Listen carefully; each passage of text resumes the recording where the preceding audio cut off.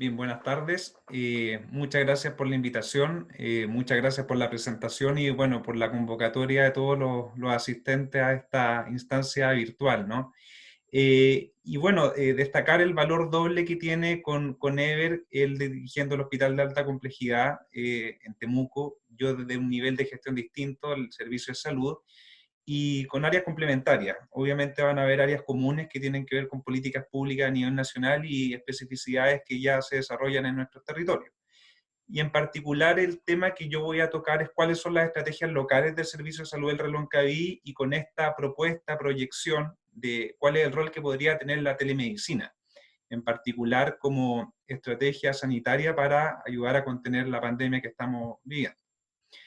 ¿Cuáles son los grandes bloques de contenido que voy a desarrollar? Muy brevemente, el territorio del Servicio de Salud del Reloncaví, cuál es el marco referencial de la respuesta sanitaria como política pública a nivel nacional en el contexto de la pandemia, cuáles son las estrategias locales específicas frente a la pandemia, y el último componente, que es el de interés específico de esta presentación, es la telemedicina y el rol potencial que puede presentar para ayudar a contrarrestar los efectos de la pandemia. Aquí lo que ustedes tienen en pantalla es un mapa, ¿no es cierto?, de cuál es el territorio de jurisdicción del Servicio de Salud del Reloncaví, que está constituido por las dos provincias de Yanquihua y Palena, y por 13 comunas, ¿no es cierto? Es un Sebastián, territorio... ¿podría ponerlo en modo presentación, por favor, para tener una mejor Perdón, imagen de la... ahora sí. Se ve pequeño, pero básicamente para que ustedes puedan tener ahí un panóptico, ¿no es cierto?, del mapa de las dos provincias, de Yanquihue hacia arriba y la provincia de Palena, ¿no es cierto?, en este color grisáceo, y que están conformadas por 13 comunas. Nosotros tenemos un hospital de alta complejidad, que es el Hospital de Puerto Montt, en la comuna del mismo nombre, y 8 hospitales de baja complejidad, de distribución comunal, ¿ya? No tenemos hospital de mediana complejidad, y eso es una característica bien propia que establece ciertas limitaciones en nuestra gestión. Y más allá de enumerar la cantidad de dispositivos que tenemos en la red asistencial, mencionar que tenemos una característica bien especial porque tenemos convenios con hospitales en Argentina, ya con el Bolsón y Esquel y San Carlos de Bariloche, básicamente para responder a problemas de salud que por las condiciones geográficas y climáticas muchas veces, sobre todo ahora en invierno, no se pueden resolver en nuestro hospital de alta complejidad. Y eso ha respondido a una estrategia histórica para abarcar la población y sus distintos problemas de salud. Eso en términos generales, muy breve. Lo que les presento a continuación es un cuadro de mando que probablemente ustedes hayan visto. Esto es de la Universidad Johns Hopkins de Estados Unidos, que tempranamente desarrolló un monitoreo global de la pandemia. Y básicamente aquí ustedes pueden ver la totalidad de los casos confirmados. Este pantallazo es de hoy, la cantidad de muertos, y ustedes pueden obviamente ahí gestionar distintos datos y visualizarlos para tratar de monitorear en línea cómo va la pandemia. Ustedes saben que la pandemia instalada a nivel mundial va a seguir su desarrollo hasta que el virus se vuelva endémico y con el cual vamos a tener que empezar a convivir por largo tiempo en búsqueda, ¿no es cierto?, de esta anhelada inmunidad poblacional, que probablemente va a demorar un poco en llegar. Como estas plataformas de la Johns Hopkins hay muchas, yo visualizo esta, ustedes ahí podrán usar distintas plataformas. A nivel nacional, yo utilizo la que fue mi centro de formación, ¿no es cierto?, que es la plataforma de la Escuela de Salud Pública, y ahí nuevamente ustedes pueden ubicar el plano nacional y regional o comunal con las distintas variables de interés, casos, muertes u otras líneas tendenciales de interés. Acercándonos un poquito a lo que nos convoca en el marco de este magíster, yo estructuré este marco teórico más bien grueso para dar cuenta de lo que entiendo como un gobierno sanitario y lo asocio con la gerencia social. Y aquí me refiero con cuál es el rol que tienen que cumplir los grandes actores, finalmente, que podemos entender por una parte como el gobierno nacional, ¿no es cierto?, con su Ministerio de Salud a nivel protagónico y otras agencias públicas y privadas, y los gobiernos regionales y locales, ¿no es cierto?, con la autoridad sanitaria, con los servicios de salud, con los municipios y su red de establecimiento, y cómo esta articulación sería la cooperación y articulación, ¿no es cierto?, de estos gobiernos a distintas escalas permitirían contener la pandemia, ¿no es cierto? Y qué es lo que sitúa arriba en un marco de gobernanza, ¿no es cierto? Y distintas capacidades de gobierno. Y por otro, un componente esencial de esta articulación que es la comunicación del riesgo, que es básicamente lo que ustedes ven tempranamente todas las mañanas, la comunicación de las cifras, de los datos nacionales, y todas las medidas preventivas que se van tomando desde el nivel de política pública, a nivel colectivo, hasta las medidas, ¿no es cierto?, en los establecimientos de salud. A la base, la participación ciudadana, ¿no es cierto?, que se espera que pueda estar oportuna y transparentemente informada. Esto como marco teórico general, y ya entrándonos un poco en la respuesta sanitaria de la pandemia, aquí me detengo brevemente en los niveles de prevención de salud pública, para que podamos entender cómo se desarrolla la estrategia en general. Hay tres grandes niveles.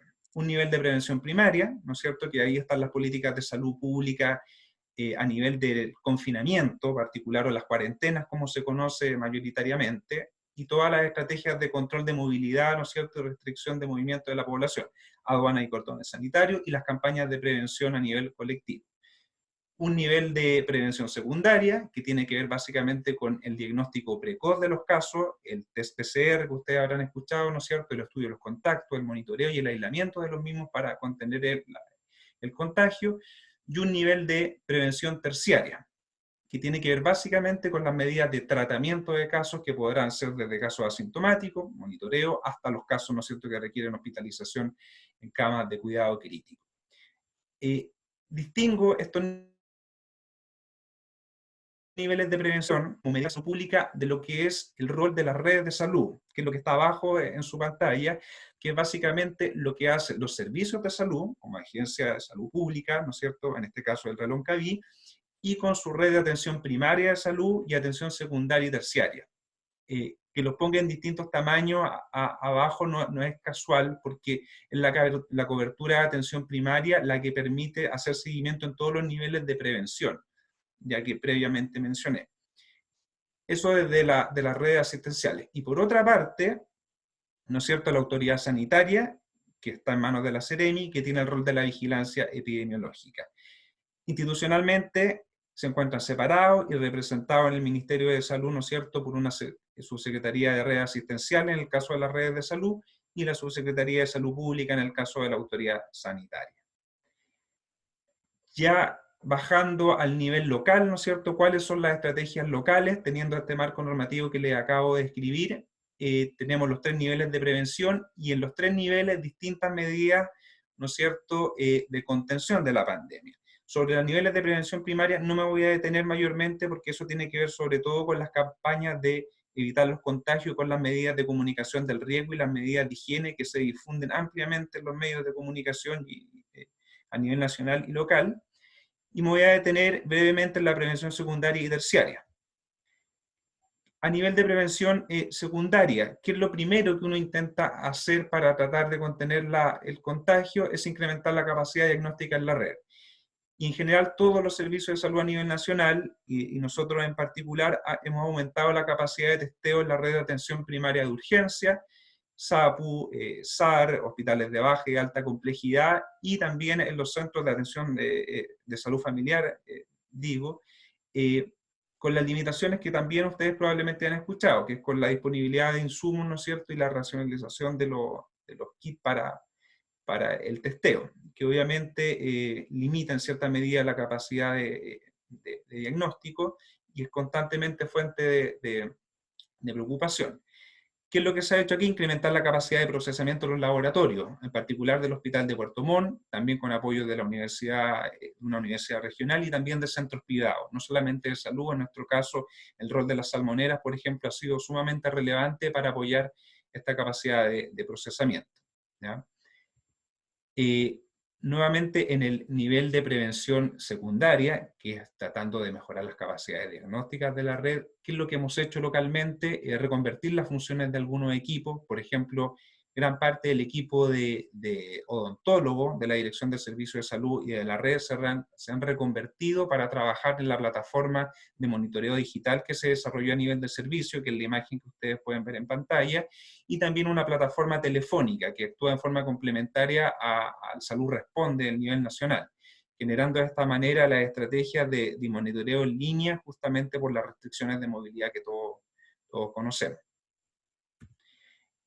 Siguiendo en el nivel de prevención secundaria que les mencioné, ¿cuáles son las otras estrategias que vienen desde el nivel central y que se adecúan territorialmente? Está la estrategia de atención y hospitalización domiciliaria. En nuestro territorio tenemos 10 equipos de hospitalización domiciliaria que se encuentran en las distintas comunas en terreno y están realizando las visitas en domicilio para los casos que se sospechen, para los casos confirmados para efectos del monitoreo y para la evaluación de las condiciones del cumplimiento efectivo del aislamiento, cuestión que es sumamente necesaria para efectos de contener la pandemia. Y complementariamente a esta estrategia de atención y hospitalización domiciliaria, está la estrategia de residencia sanitaria, que ustedes habrán escuchado, que básicamente es disponer de recintos públicos y privados para aquellas personas que no puedan desarrollar un confinamiento, cuando están confirmados los casos, en su domicilio, por condiciones de hacinamiento, habitabilidad y otras tantas que no permiten hacer un adecuado aislamiento. En la comuna de Puerto Montt, por ejemplo, hay un hotel céntrico que se encuentra habilitado con más de 70 camas para realizar este confinamiento y que actualmente se encuentra con 60-70% de su capacidad ocupada. Y también hemos debido desarrollar otras residencias en el caso de la provincia de Palena, dadas las dificultades de conectividad geográfica conocidas en nuestro territorio. Esto, como les mencionaba, a nivel de prevención secundaria. Y en el nivel de prevención terciaria, ¿no es cierto?, es básicamente incrementar la capacidad terapéutica de la red. Es decir, cuáles son las medidas que vamos a hacer cuando ya tenemos los casos confirmados y tenemos que enfrentarnos, ¿no es cierto?, la primera línea propiamente tal, a tratar de recuperar estos casos y evitar, obviamente, muertes propiamente tal. Y aquí es básicamente incrementar las camas básicas y las camas críticas.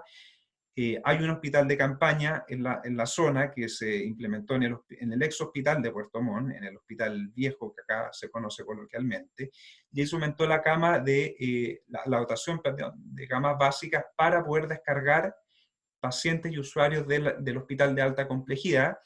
Y en este hospital de alta complejidad lo que se ha hecho es básicamente aumentar la dotación de camas de unidad de paciente crítico, las camas UPC. Complejizando camas o habilitando nuevas camas que permitan, por otra parte, ofrecer el soporte diagnóstico y terapéutico y disponer obviamente los ventiladores mecánicos que ustedes han escuchado que es un recurso crítico para la recuperación, ¿no es cierto?, de los pacientes. Y obviamente esto siempre se tiene que acompañar de un reclutamiento y una capacitación de los profesionales de salud especializados, y aquí es cuando el rol de la telemedicina también puede cumplir un rol sumamente importante, y de hecho lo ha hecho, para capacitar entre distintas regiones a los equipos de salud cuando se requiera. Como parte del comité asesor, nosotros estamos monitoreando diariamente los casos que nos reporta la Seremi, los casos confirmados y los contactos estrechos, y vamos generando mapas de incidencia de casos donde podemos evaluar la incidencia acumulada, que es lo que ustedes tienen en el mapa a la izquierda, ¿no es cierto? Y también vamos evaluando cuáles son las determinantes sociales que van influyendo en los casos. Y esto nos permite ir cotejando cómo los casos se van movilizando en el territorio y cuáles son algunas zonas dentro de una misma comuna, en este caso la comuna de Puerto Montt, que ustedes pueden ver en el mapa, que presentarían mayor riesgo de desarrollar casos. ¿Y qué es lo que podemos hacer ahí? Obviamente focalizar los equipos y dirigirlos para un monitoreo más estricto en aquellas zonas donde se concentran más adultos mayores, donde hay más hacinamiento o donde los determinantes sociales de pobreza u otros pueden incidir en el aumento de la incidencia de casos. El monitoreo también del recurso crítico cama, las camas de unidad de paciente crítico. Aquí ustedes pueden ver básicamente en azul las camas UPC disponibles, esto hasta el día de ayer, y las camas, ¿no es cierto?, UPC ocupadas. O sea, ustedes pueden ver que ahí aproximadamente el 18-19 de abril comienza a incrementar la dotación de camas a nivel local, y que a la fecha, si no hubiésemos hecho ese aumento de camas, ¿no es cierto?, probablemente hubiéramos estado con una saturación de camas a la fecha. Hoy día tenemos un pequeño margen que nos permite maniobrar, ¿no es cierto?, este recurso crítico en espera de lo que probablemente se va a incrementar en las próximas semanas.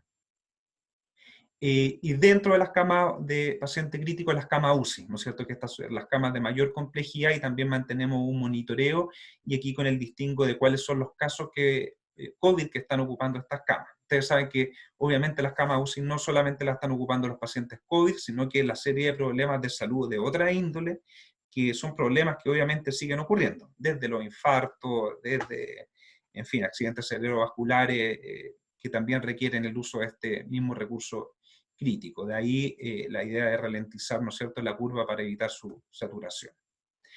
Y bueno, voy acercándome a la parte final de la presentación, y que esto que nos convoca con la telemedicina. Lo pongo en interrogación porque, bueno, uno dice telemedicina en tiempos de pandemia, y lo que yo sitúo aquí, ustedes tienen en pantalla, es este título un poco provocador, ¿no es cierto?, del New England Journal of Medicine respecto a la telemedicina, ¿no es cierto?, y pone como título ahí virtualmente perfecta, que es un título provocador para decir, bueno, resulta que estamos con restricciones de movilidad, queremos evitar que la gente se aglomere, parece que esto va a durar muchos meses, entonces tenemos que desarrollar estrategias de apoyo en los servicios médicos, quizás de forma remota, de la misma manera como se está desarrollando el teletrabajo, la teleeducación u otra. Entonces, obviamente a la fecha la telemedicina se presenta como una estrategia con un potencial uso sumamente relevante para poder responder a esta pandemia, por estas ventajas y beneficios que se han descrito hace bastante tiempo. Permite atención médica en lugares remotos, permite el monitoreo de distancia de problemas de salud, de distintos problemas de salud, reducir tiempos de espera, reducir la congestión en hospitales especializados, mejorar la gestión de servicios, ¿no es cierto?, y la eficiencia de recursos, y el apoyo a la formación y la capacitación continua de profesionales en distintas áreas clínicas. Esto muy brevemente, como lo define la Organización Panamericana de la Salud, ¿no es cierto?, como la prestación de servicios de salud utilizando tecnologías de la información para la transferencia de información médica con finalidades diagnósticas, terapéuticas y educativas. Y dentro de estas categorías, todo lo que ustedes pueden distinguir ya como instancias de colaboración, de monitoreo específico en áreas ya de problemas de salud, cáncer, enfermedades crónicas de distinto tipo, etc.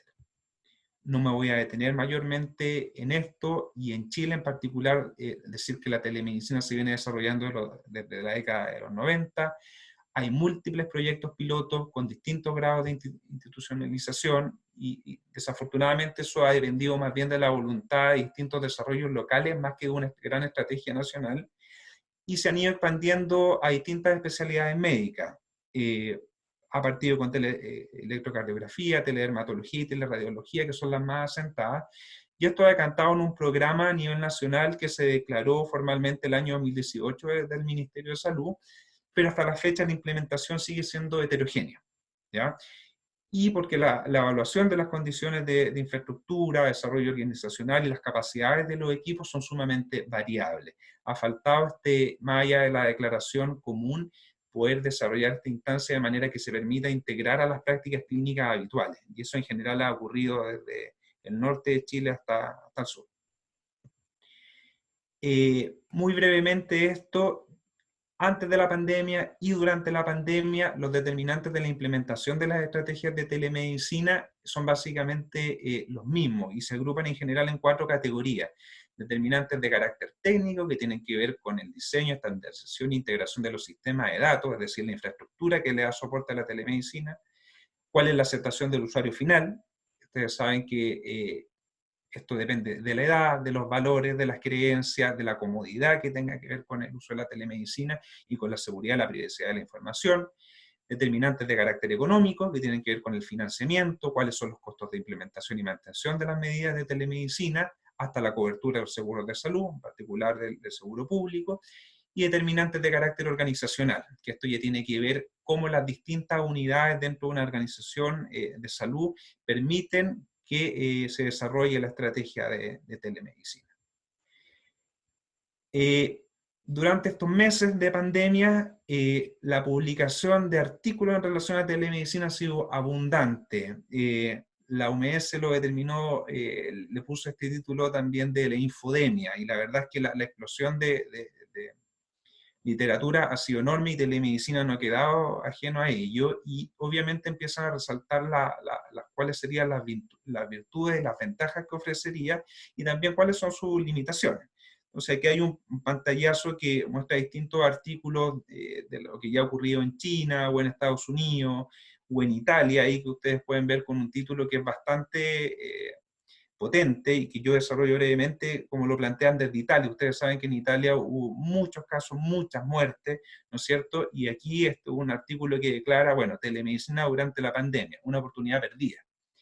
Que levanta justamente este interrogante de que quizás la telemedicina podría, y nosotros aún teníamos a tiempo de que cumpla un rol bastante potente para seguir enfrentando la pandemia. Existe un marco de implementación desarrollado por la OMS y la Organización Panamericana de la Salud, previo a la pandemia y durante la misma, que esto está fácilmente descargable, yo eventualmente puedo facilitar si alguno de ustedes tiene la inquietud, ¿no es cierto? ¿Y qué es lo que se ha reportado a la fecha de cuáles son las ventajas de la telemedicina en la pandemia? Aquí hay 9 componentes que yo agrupé. El primero de ellos tiene que ver con la teleconsulta y el triage, es decir, la telemedicina ya la han ocupado para hacer lo mismo que hacen los equipos clínicos presencialmente, poder filtrar a aquellos pacientes que pueden manejarse remotamente de aquellos que requieren una atención presencial propiamente tal. Y esto tiene inmediatamente, se desprende en ventaja, reduce la aglomeración y los riesgos de contagio, permite realizar telemonitoreo en casa, incluyendo las estrategias que ya están en desarrollo como la hospitalización domiciliaria, permite coordinar recursos sanitarios en lugares remotos, permite reducir contagio entre equipos de salud, ¿no es cierto?, que es lo que es un hito crítico cuando bajan las capacidades, ¿no es cierto?, de los trabajadores de salud en los establecimientos, bajan también las posibilidades de efectuar diagnóstico y tratamiento adecuados, reducción de costos de materiales antisépticos, la cantidad de elementos de protección personal, los EPP, que ustedes saben que el volumen es gigantesco y que justamente motivo de racionalización, y esto además tiene un impacto verde, ¿no es cierto?, en poder reducir el uso de estos elementos. Un séptimo componente que tiene que ver con la educación y entrenamiento de profesionales, ¿no es cierto? Un octavo componente que tiene que ver con el acceso a registros clínicos electrónicos y el almacenamiento de los datos para su difusión, con el correcto resguardo de seguridad y privacidad de los datos, y el rol que cumpliría además la información a la ciudadanía y los chatbots, que por ejemplo desarrolló la OMS a través de WhatsApp, ¿no es cierto?, para efectuar recomendaciones, alertas u otros. Esto es lo que se ha reportado hasta ahora, mayoritariamente del hemisferio norte, obviamente. Usted sabe lo que ocurrió básicamente en Asia, en Europa y en Norteamérica. Pero aquí nos encontramos nuevamente con algunos determinantes de su uso, y en pandemia no se distingue mucho de lo que ocurría en el periodo prepandémico. La renuencia o aversión a aceptar la telemedicina, el tema de cómo logramos conciliar los incentivos con los reembolsos de las prestaciones que se hagan por esta modalidad, cuál es la cobertura o no que otorga, en este caso, la FONASA o la ISAPRE a las prestaciones, cómo se encuentra la organización de los servicios de salud para dar cuenta del desarrollo de esta estrategia, desde el soporte informático, el rediseño de los modelos de gestión y atención y los instrumentos asociados al desarrollo de la estrategia, las limitaciones que ofrece, ¿no?, para determinados problemas de salud en cuanto a examen físico o apoyo diagnóstico, ¿no es cierto? El acceso a dispositivos y a conexión de Internet, una cuestión básica que obviamente hoy día está en entredicho porque sabemos que una gran parte de la población no tiene las condiciones para una conexión a Internet o el dispositivo básico para hacerlo, y obviamente los determinantes de privacidad, calidad de la información y de seguridad tanto del paciente como de los datos. Ya voy terminando, me detuve en el artículo que les mencioné de Italia, ¿no es cierto?, que nosotros vimos lo que pasó y que ellos refieren como, bueno, una oportunidad perdida. ¿Y qué es lo que pasó ahí? Y es básicamente lo mismo que uno puede reconocer como diagnóstico nacional en Chile sobre la telemedicina. Hay una heterogeneidad enorme de soluciones disponibles que no están integradas y dentro de los mismos servicios de salud de repente uno ve que hay desarrollos locales que no se integran entre distintos niveles de atención, particularmente el primario con el secundario. Muchas veces no hay evaluación, no hay diagnóstico ni evaluación institucional de cómo se ha venido desarrollando la telemedicina o cómo se proyecta, ¿no es cierto?, a futuro. El tema de las regulaciones, que muchas veces las regulaciones normativas son rígidas, y hoy día, bueno, uno podría decir, se puede apostar por flexibilizar algunas de ellas para permitir su desarrollo en vista de la pandemia y de los meses que se van a venir con medidas de aislamiento. Y bueno, el tema de la cobertura, ¿no es cierto?, y el financiamiento para las prestaciones que se desarrollen mediante esta modalidad, esta estrategia sanitaria propuesta. Aquí un último artículo que cito, y esto es un artículo de Estados Unidos que tienen que ver, a mí me interesa que puedan ver, básicamente en las barras amarillas se presentan las prestaciones de salud presenciales, ¿no es cierto?, y el volumen de prestaciones, ¿no es cierto?, y abajo ustedes pueden ver cronológicamente de marzo hasta abril. En las barras amarillas están las atenciones presenciales y ustedes pueden ver cómo con el tiempo van disminuyendo. Y en las barras grises se encuentran las prestaciones de telemedicina. Las barras grises son las de telemedicina electiva y las moradas, ¿no es cierto?, las de urgencia, entre comillas. Y ustedes pueden ver cómo desde que se comienza la pandemia, ¿no es cierto?, y se empiezan los preparativos, las presenciales van disminuyendo y las virtuales van aumentando, en particular las electivas. Y es un fenómeno que se ha repetido en todos los países que han contado con las condiciones para permitir el desarrollo de la telemedicina para enfrentar la pandemia. Un punto no menor, y también con este último artículo para referirme al tema de, bueno, cómo abordamos las inequidades territoriales con la telemedicina.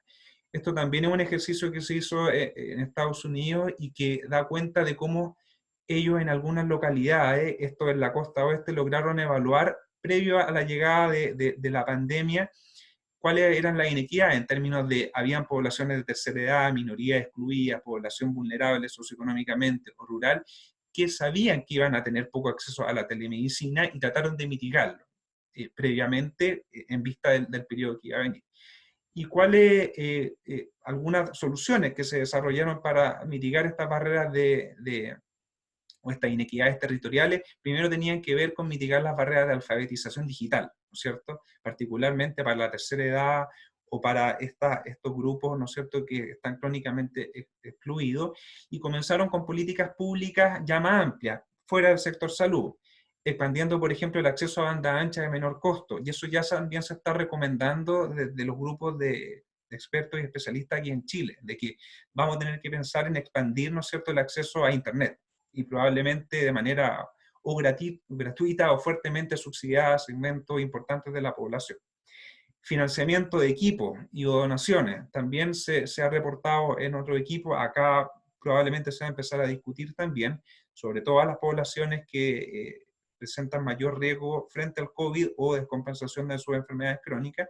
Y bueno, y el tema del financiamiento, que es un temón para decir si esta estrategia se va a sentar y desarrollar, vamos a tener que considerar esa apertura, que es lo que está haciendo de hecho FONASA en estos momentos, pero con un fuerte componente de gasto de bolsillo. Bueno, y ellos en este estudio en Estados Unidos evaluaron justamente el acceso a telemedicina, y aquí lo que me interesa es que ustedes vean cómo ellos pueden distinguir esta población, ¿no es cierto?, la población blanca, no hispánica, cómo accede en general mucho más que afroamericanos, latinos y otras poblaciones, ¿no es cierto?, a telemedicina. Y cómo inclusive después de la implementación de la telemedicina siguen accediendo mucho más la población blanca que afroamericanos y latinos. Esto en Estados Unidos. Igualmente, a su derecha, lo mismo pasa con la población de tercera edad o aquellas personas que no tienen como idioma preferente el inglés, o como aquellos que están en los seguros públicos. Es decir, antes de la telemedicina acceden con un volumen X y después de la telemedicina esto se ve limitado. Estas son inequidades territoriales que probablemente se puedan representar igualmente en Chile y que idealmente uno esperaría que pudiésemos diagnosticarlas para un desarrollo de una telemedicina que permita evitar que esta se transforme en una herramienta de profundización de las inequidades territoriales. Por último, ¿en qué estamos acá en Chile? La verdad es que hasta ahora hay una declaración de intenciones desde el nivel central, pero no hay nada formalizado. Institucionalmente siguen los mismos arreglos locales que dependen mucho de la voluntad de los directivos y los distintos equipos clínicos por especialidad, ¿ya? y no se distingue mucho en el sentido de lo que había previo a la pandemia, y las limitaciones que yo les mencioné se repiten. La disponibilidad de equipamiento, de profesionales capacitados que puedan estar más o menos afines al desarrollo de la telemedicina, y cuál es el grado de soporte directivo entre los gobiernos finalmente locales, ¿no es cierto?, y los equipos a nivel directivo de los servicios de salud. En nuestro caso, el Servicio de Salud del Reloncaví mantiene una programación de horas de teleconsulta de distintas especialidades que está vigente en el Hospital de Puerto Montt con distinto grado de cumplimiento. Hay una oferta semanal fija, ¿no es cierto? Pero básicamente lo que se venía desarrollando previo a la pandemia. En la atención primaria, la verdad, hay pequeños esfuerzos y básicamente telemonitoreo, pero no se puede avanzar mucho más porque las condiciones materiales, obviamente, gran parte de la población no permiten el desarrollo de esta estrategia aún, y también hay algunos esfuerzos en capacitaciones puntuales de los equipos. Quizá Ever ahí pueda contar algo más desde el hospital de Temuco en la siguiente presentación, ¿no es cierto? Y esto es lo que les mencionaba, FONASA abrió el reconocimiento como seguro de salud a 40 especialidades, pero esto es básicamente para Dos aquellas personas en minutos. modalidad de libre elección. Sebastián, 2 minutos. Perfecto, gracias. Y queda sujeto obviamente a la capacidad de pago de las personas para acceder a estas especialidades de manera remota, y desafortunadamente esto excluye a gran parte de la población. Y a la derecha una imagen de lo que ha desarrollado el Servicio de Salud Metropolitano Oriente, que probablemente es el servicio de salud a nivel nacional que tiene mayor desarrollo de telemedicina y que actualmente efectúa gran parte de los elementos que yo describí respecto a capacitaciones, monitoreo de pacientes, focalización en problemas específicos que ellos logran priorizar para grupos de riesgo, entre otros. Aquí se puede sacar bastante, probablemente ellos van a llevar la delantera, así que se puede desprender bastante material ahí de las estrategias locales, y que yo pretendo contactar prontamente para ver cuánto de eso podemos desarrollar a nivel local. Eso, terminando, la estrategia es promisoria. Aquí nos encontramos con muchas limitaciones asociadas a los determinantes que les mencioné. Sería interesante recoger la mayor cantidad de prácticas y experiencias, pero desafortunadamente hoy día vemos que hay otros asuntos por resolver antes de poder pensar en la telemedicina, pero sin duda que en los próximos meses va a ser una herramienta porque la pandemia va a seguir un buen rato, el aislamiento va a seguir, y sin duda vamos a tener que considerar alternativas distintas a las tradicionales, que si bien ya están, probablemente se van a profundizar dados los beneficios que ha mostrado. Les dejo esta última diapo a propósito de lo que mencionó ahí Claudio, el último número de Cuadernos Médicos Sociales, ¿no es cierto?, que es un especial de la pandemia, contiene ahí un artículo de quien les habla y da un recorrido sobre cuál es la situación actual de Chile con distintas perspectivas, distintos profesionales respecto a lo que estamos viviendo, con una mirada más bien local. Así que con eso me voy despidiendo de la presentación. Gracias por la atención, y bueno, ahí está mi correo por cualquier duda, así que abierto ahí a recibir comentarios, solicitudes o cualquier otra inquietud que ustedes quieran manifestar. Bueno, les comento que tenemos una serie de preguntas que están establecidas en el chat y que el equipo organizador la ha estado trabajando para poder sistematizarla en cierta forma y hacérsela a los expositores. Sebastián, tengo una primera pregunta que tiene que ver con la pregunta. Te la voy a leer tal cual, Gabriela. ¿Cómo se logra la reconversión de funciones profesionales a las tareas prioritarias? La experiencia de los odontólogos a las nuevas funciones, el rol de los gremios al respecto. Me imagino que es relacionado con la nueva forma de actuar en la telemedicina. A ver, voy a descomponiendo la pregunta. Bueno, la reconversión de funciones nunca es sencilla, menos para un problema tan grande y para el cual se sabe tan poco. Y obviamente el aprendizaje ahí es variable entre los distintos profesionales y depende mucho de las tareas que se vinculen. Aquí en particular a los odontólogos lo puse como ejemplo, no es el único grupo que se ha reconvertido, pero básicamente porque ellos lo sacaron rápidamente de la atención clínica, justamente por el riesgo de contagio, ¿no es cierto?, por el mecanismo de transmisión, y su rol básicamente era de apoyar esta plataforma informática y apoyar la línea telefónica. Entonces, básicamente ahí, ¿qué es lo que hicimos? Trabajamos conjuntamente con la APS municipal, y desde la APS nos suministraron los elementos que a ellos les llegaban como consultas, inquietudes o problemas más frecuentes de la gente. Cuestiones básicas, cotidianas. Horarios de funcionamiento de lugares, dónde ir, cómo acudir, medidas de prevención, y eso lo fuimos reuniendo en un documento más común, un poco más estandarizado, y se lo fuimos reportando a los odontólogos para que ellos tuvieran de alguna manera un set de preguntas y respuestas a las que responder. Eso en esa área en particular. Ahora, otras reconversiones de funciones, afortunadamente, todavía no hemos necesitado. Y es básicamente porque el volumen de casos, por lo menos en nuestro territorio, es todavía manejable por las capacidades que hay en el Servicio de Salud y en la Seremi.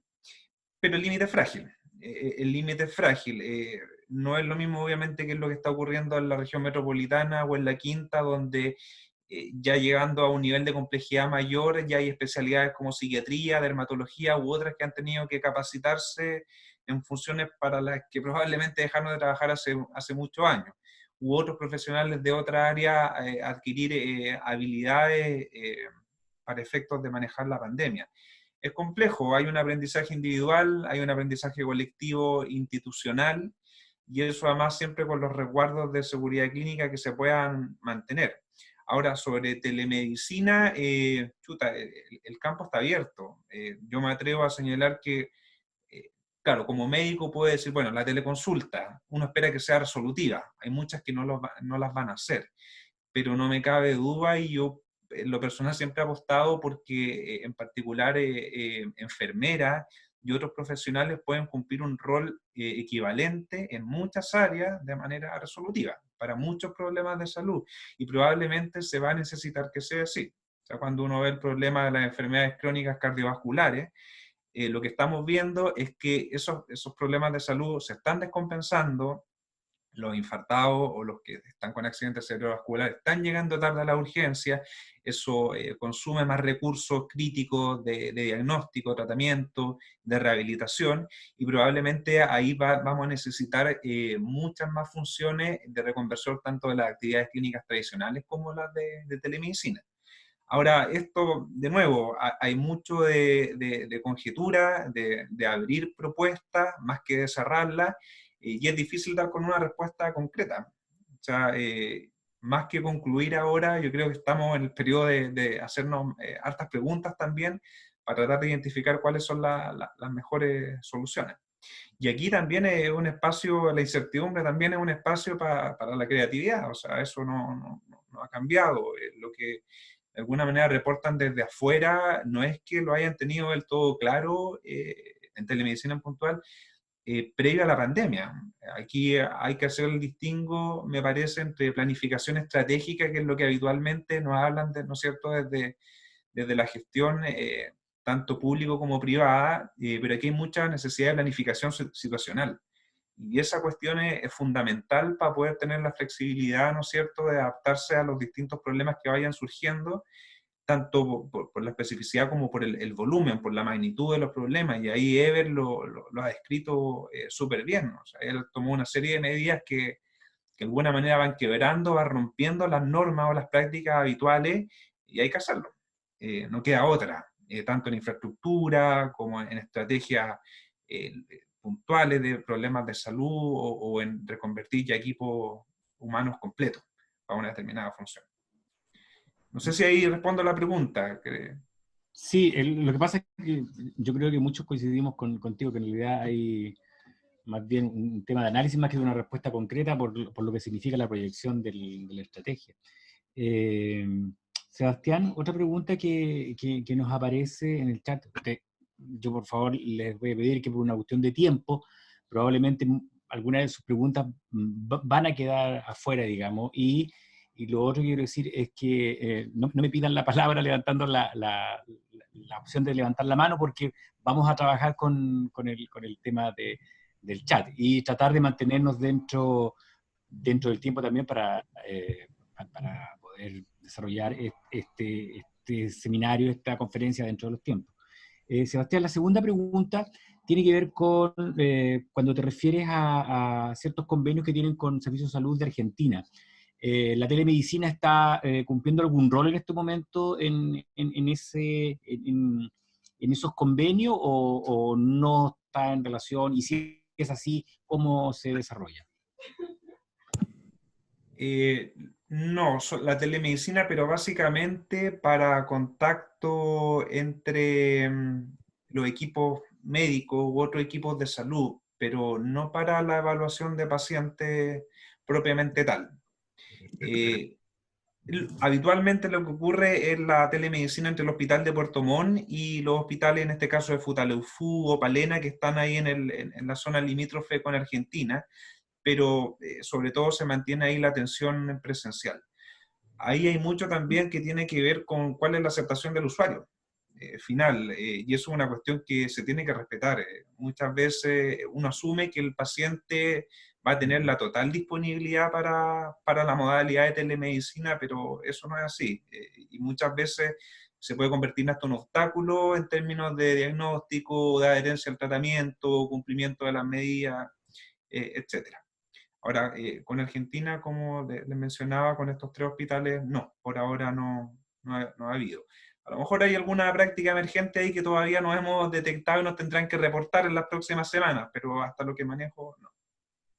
Sí, yo creo que ahí también se genera una opción, digamos, debido a las relaciones están en este momento, probablemente la opción de la telemedicina o al menos de la vinculación, sobre todo en términos de pandemia global, también va a tener un efecto positivo y a lo mejor necesario.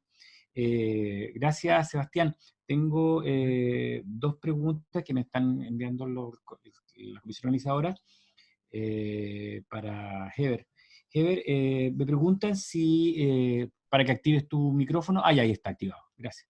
Me preguntan si tú conoces sobre otros países que están, de cierta forma, países un poco más desarrollados, que están realizando, están demandando, digamos, protocolos a la OMS porque se considera que no están respondiendo a la realidad, según quien hace la pregunta. Y que eso podría tener que ver también con el número tan alto de muertes. No sé si tú puedes comentarnos algo al respecto. ¿De muerte a donde aquí en Chile o en el extranjero? No, en general. A ver, nosotros respondemos al protocolo que indica el Ministerio, somos una entidad, si bien es cierto, autogestionada en red, pero tenemos que trabajar en base a los protocolos del Servicio de Salud que son indicados por el Ministerio. En términos de lo que es la atención de salud, o está hablando respecto al PCR, ¿cómo? No me queda clara la pregunta. Te la leo textual, dice. ¿Conoce ¿Ya? usted la situación de demanda de los países más desarrollados que realizan a la OMS por el protocolo en tratamiento con pacientes de COVID-19 y que no estarían respondiendo a la realidad? Y por esto tal vez habrían tantas muertes. Lo que pasa es que nosotros, por ejemplo, yo puedo responder como el hospital en Enrique Aravena, no puedo responder como lo que está pasando en nuestros países. Sin embargo, acá el tratamiento que nosotros hicimos fue bastante efectivo porque no tuvimos, de pacientes ventilados, tuvimos 3 muertes, 3 personas que fallecieron, que estuvieron en ventilación mecánica, lo cual es una tasa muy baja respecto a la cantidad de pacientes que tuvimos en ventilación mecánica. El tratamiento fue a través de medicamentos que tienen que ver con la parte de coagulación del virus, o sea, de la sangre, y lo otro que tiene que ver con lo que era el tema bronquial. Lo importante de esto es que el protocolo que indica el tratamiento tampoco es tan claro. No existe hoy día una claridad respecto a qué hay que usar. Aquí lo que se ve es la expertise de nuestro epidemiólogo y respecto a lo que tiene que ver con las pruebas que se van haciendo.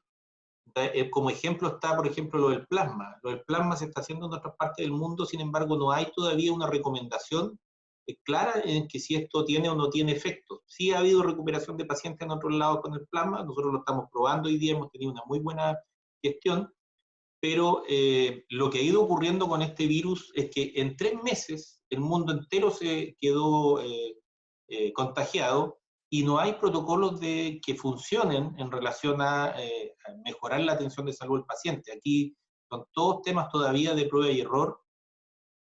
La mayoría de lo que el tratamiento que se ha dado es el tratamiento normal para un paciente que tiene problemas de respiratorio y que tiene problemas a través de que tiene que enfrentar una ventilación mecánica.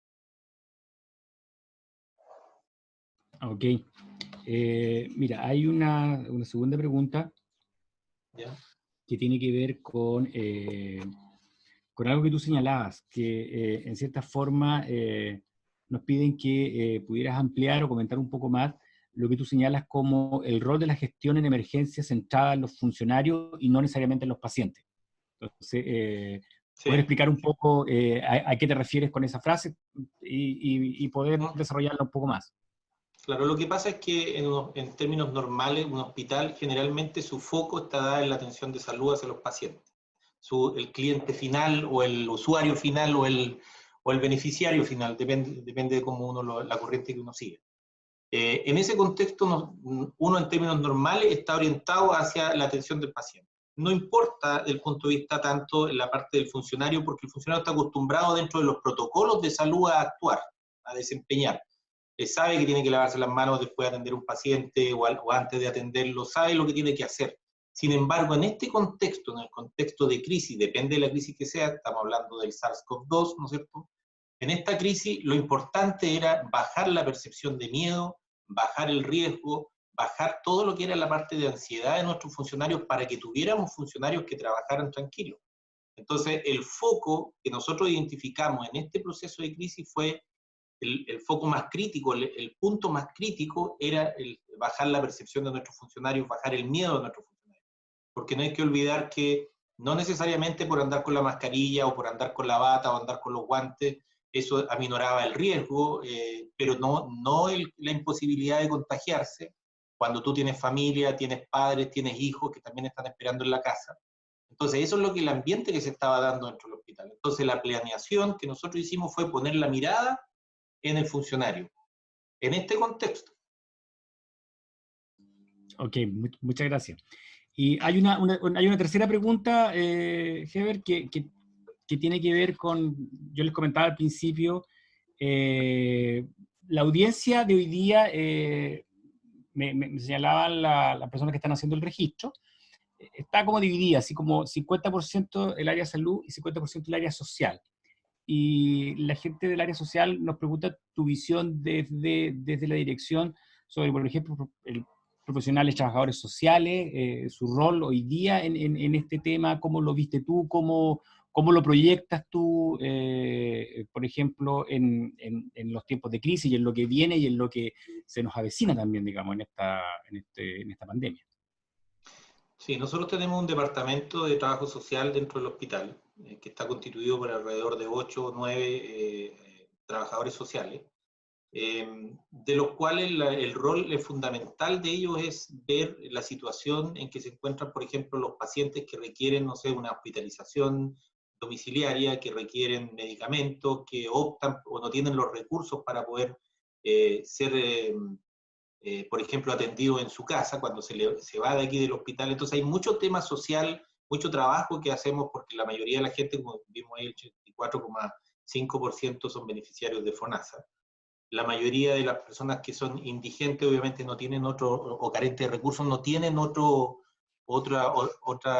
alternativa de atención de salud y tenemos que estar constantemente revisando la situación de esos beneficiarios en el contexto de la opción de poder optar a medicamentos, optar a sillas de ruedas, todo lo que tiene que ver con la parte musculoesquelética, de lo que necesita aparatos. Entonces hay que estar constantemente evaluando y eso lo hace toda el área social de nuestro hospital y la coordinación obviamente con todo el resto de las organizaciones que están entregando beneficios para tanto para los beneficiarios como para los usuarios crónicos nuestros. Entonces hay un trabajo que se hace de coordinación con el resto de las instituciones públicas, incluso para buscar un hogar, para buscar un lugar donde poder optar una casa, hasta optar por un medicamento.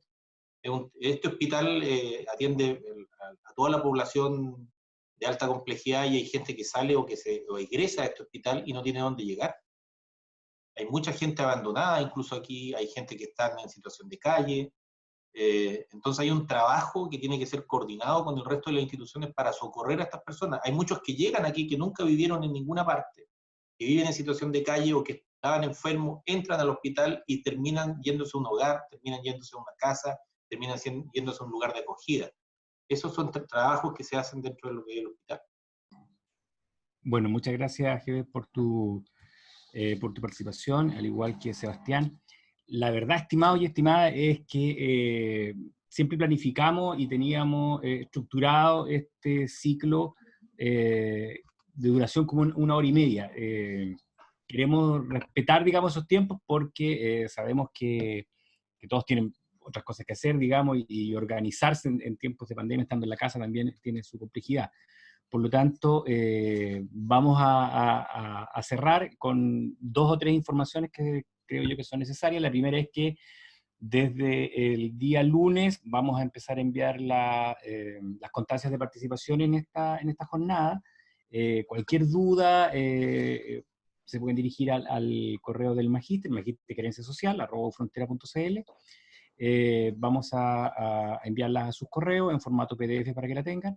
La segunda información es que este ciclo continúa en el mes de junio, donde vamos a abordar el tema del trabajo, también en el área de salud y la pandemia, pero desde el punto de vista no directivo, sino que desde el punto de vista profesional.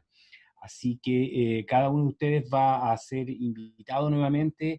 Quiero agradecerles a todos, a todas, por su presencia hoy día acá en este salón virtual. Ya nos estaremos acostumbrando, digamos, al desarrollo de estas acciones virtuales.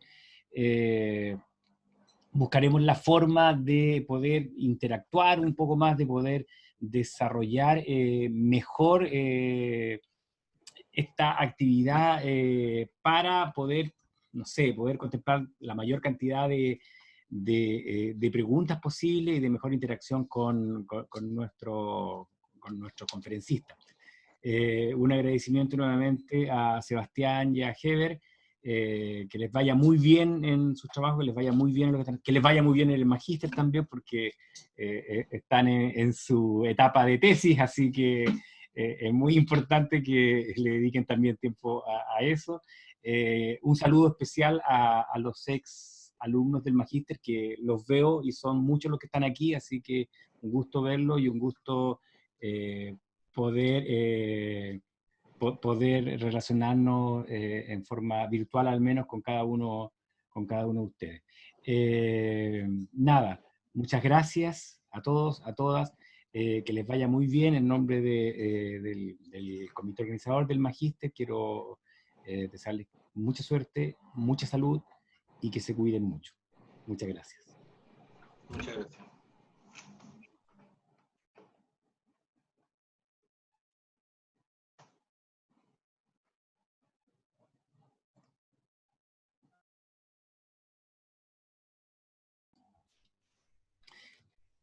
A ti que me están diciendo que los que están aquí podrían prender sus cámaras para poder sacar una foto. En realidad creo que es un poco tarde porque se estaban yendo, digamos, pero no sé si a ver si Miguel alcanzó a sacar la foto antes, pero les voy a pedir igual a todos los que están acá.